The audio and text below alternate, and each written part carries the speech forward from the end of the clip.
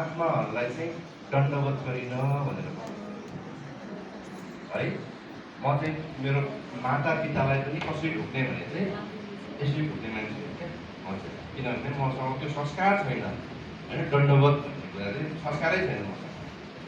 अनि त्यहाँदेखि चाहिँ म गुरु महादेवलाई मात्रै दण्डवत गर्ने मान्छे, अनि गुरुदेवले चाहिँ ल बाबु दण्डवत गर्नु भनेर भन्यो भने चाहिँ गर्छु होइन। अनि मैले चिनेको, मलाई लाग्छ मैले सबैभन्दा राम्रोसँग चिनेको नै उहाँ, अरू म चिन्दिनँ। र मलाई के चाहिँ लाग्छ भने मलाई जरुरी पनि छैन जस्तो लाग्छ, जरुरी पनि छैन जस्तो लाग्छ मलाई चाहिँ है। अनि त्यहाँदेखि चाहिँ बडे महाराजकोमा चाहिँ अब नेपालीहरूलाई चाहिँ जाँदाखेरि चाहिँ दर्शन भेटिने रे भनेर भन्दाखेरि चाहिँ अनि जब दर्शन गरेर आउनु भनेर अब म पनि गएँ माथि गएको, मलाई दण्डवत गर्नु मन लाग्यो।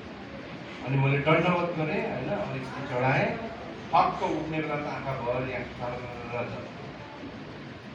अनि मैले के बुझेँ भनेर भन्दा चाहिँ दण्डवत गर्ने भनेको नाटक गरेर दण्डवत गर्ने नरहेछ क्या, भित्रबाट भाव आएपछि यो आत्माले चाहिँ सोचेपछि अनि शरीरले बल्ल यो शरीरले चाहिँ फलो आत्माको फलो गर्दो रहेछ भन्ने मैले बुझेँ। अनि त्यहाँदेखि चाहिँ अब जहिले पनि अब योभन्दा 20औँ गुणा ठुलो अब स्टेज है, गुरुदेवले अब कति अब त्यहाँ चाहिँ महावाणीहरूको कुरा गर्नुभयो। अनि मलाई चाहिँ के लाग्ने भने चाहिँ गुरुदेव तपाईँले यहाँ भएको सबैलाई कमाइदिनु पर्यो जस्तो लाग्ने क्या मलाई चाहिँ होइन, किनभने मेरो गुरु